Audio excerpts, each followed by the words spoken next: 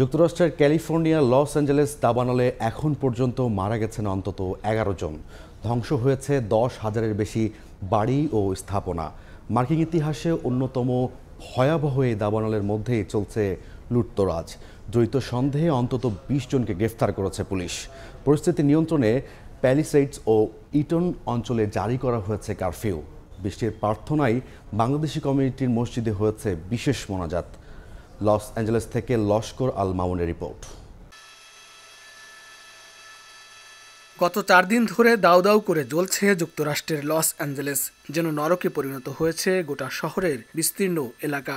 কয়েকটি জায়গায় আগুন কিছুটা নিয়ন্ত্রণে আনা সম্ভব হলেও পরিস্থিতি এখনও ভয়াবহ।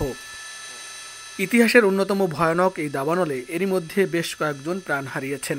ধ্বংস হয়ে গেছে ১০,০০০-এরও বেশি বাড়িঘর ও স্থাপনা। এখনও বাসিন্দাদের সরানো হচ্ছে নিরাপদ আশ্রয়ে। বিশেষজ্ঞদের আশঙ্কা, এই দাবানলে ক্ষয়ক্ষতির পরিমাণ রেকর্ড ছাড়াবে।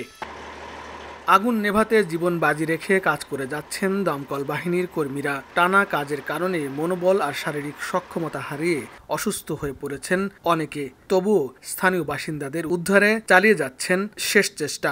অভিজাত প্যাসিফিক প্যালিসেডস এলাকায় পুড়ে ছাই হওয়া ঘরবাড়িগুলোতে লোকজনকে ফিরতে দেখা গেছে। পোড়া বাড়িঘর দেখে কান্নায় ভেঙে পড়ছেন অনেকে। বিপদের মধ্যেই ক্ষতিগ্রস্ত এলাকায় বাড়িঘরে লুটপাটও চালাচ্ছে দুর্বৃত্তরা। এরই মধ্যে বেশ কয়েকজনকে গ্রেপ্তারও করা হয়েছে। পরিস্থিতি নিয়ন্ত্রণে আনতে প্যাসিফিক প্যালিসেডস ও ইটন সহ কয়েকটি জায়গায় জারি করা হয়েছে কারফিউ। মোতায়েন করা হয়েছে ন্যাশনাল গার্ড।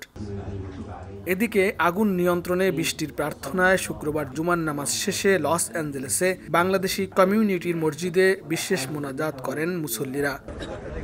লস্কর আল মামুন, সময় সংবাদ, লস অ্যাঞ্জেলেস, যুক্তরাষ্ট্র।